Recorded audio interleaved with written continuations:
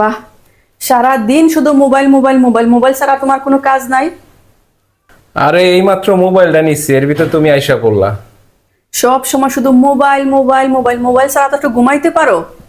দূর, তোমার জ্বালা একটু মোবাইল দেখো, মোবাইলটা ঠিক মতন দেখা যায় না। দূর, এত কথা খারাপ বলো না, একটু ঘুমায় যাই।